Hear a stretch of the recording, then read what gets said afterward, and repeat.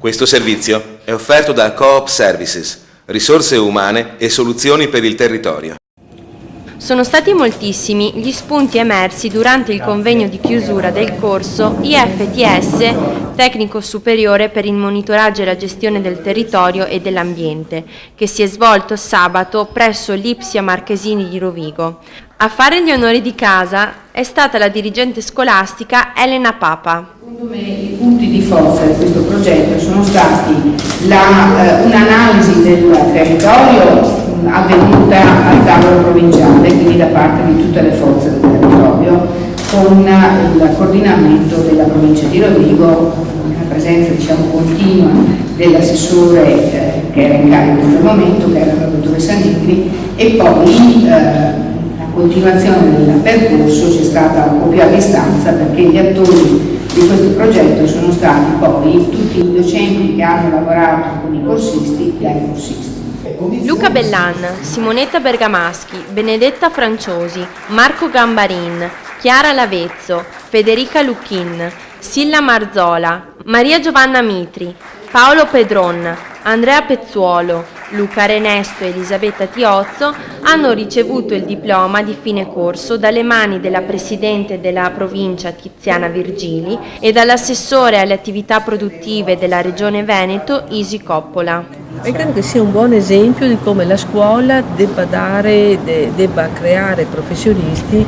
per il territorio, che rispondano alle esigenze del territorio. Parlare di ambiente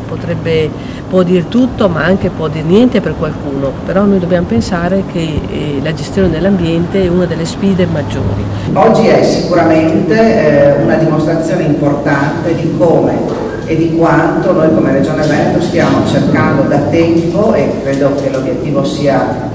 raggiunto, di lavorare in sinergia rispetto a quello che sono risorse finanziarie, esigenze e necessità del territorio e sistema delle imprese. Perché per moltissimi anni abbiamo sempre sentito dire che la distanza tra il mondo della scuola e il mondo comunque della formazione e poi la richiesta del mondo delle imprese e del lavoro erano distanze siderali. Queste distanze indubbiamente molto spesso le vediamo praticamente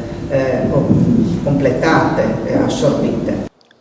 All'incontro è intervenuto anche l'assessore al bilancio del comune di Rovigo, Angelo Milan. Parlare di territorio, parlare di monitoraggio vuol dire parlare sicuramente delle tematiche dell'uso del territorio, dello sviluppo del territorio, ma anche della sostenibilità delle iniziative che vengono progettate, previste o proposte nel territorio. Parlare di sviluppo vuol dire parlare di futuro, e il futuro c'è nella misura in cui questo sviluppo è effettivamente sostenibile. La figura professionale formata durante il corso è stata valorizzata dagli interventi dei docenti Paolo Chiarion e Alberto Peruz. La figura del tecnico di monitoraggio in pratica è in grado di interagire sia a livello privato che a livello di amministrazione pubblica con quelle che sono le realtà ambientali attuali rispetto a quelle che sono le nuove trasformazioni a livello urbanistico e naturalistico. Quindi la figura si pone come un centro attorno a cui ruota professionalmente le nuove prospettive di sviluppo sostenibile. Enzo Bacchiega, funzionario della Regione Veneto, ha spiegato ai presenti l'importanza dei corsi IFTS nel sistema formativo regionale. Anche sono riconosciute su un titolo di accesso ai pubblici concorsi, quindi ci sono tutti gli elementi sostanziali per insistere ancora su queste tipologie di corsi professionali, tenendo presente che la maggior parte degli stessi si svolgono in gran parte anche all'interno delle aziende. Il corso per tecnico superiore per il monitoraggio e la gestione del territorio e dell'ambiente è stato organizzato dal Polo Formativo del Polesine, di cui Ipsia Marchesini è capofila, composto da Provincia di Rovigo, Ufficio Scolastico Provinciale, Confartigianato, Consorzio per lo Sviluppo del Polesine, ENAIP Veneto, CNA, Confesercenti, Unindustria, Cifir Scarl, Polesine Innovazione, Istituto De Amicis Rovigo, Istituto Einaudi Badia Polesine, ITC Maddalena Adria, Liceo Scientifico Galilei Adria, Istituto Munerati Rovigo, ITIS Viola Rovigo, Istituto Colombo Adria, Liceo Classico Statale Bocchi Adria. Ipsar Cipriani Adria, Parco regionale dei Colli Euganei, Studio Galliambo Ara Pisani, Tecnologica Group Rovigo, SESA SPA Este, CFP CNOS FAP Manfredini di Este, COP Services SC di Este,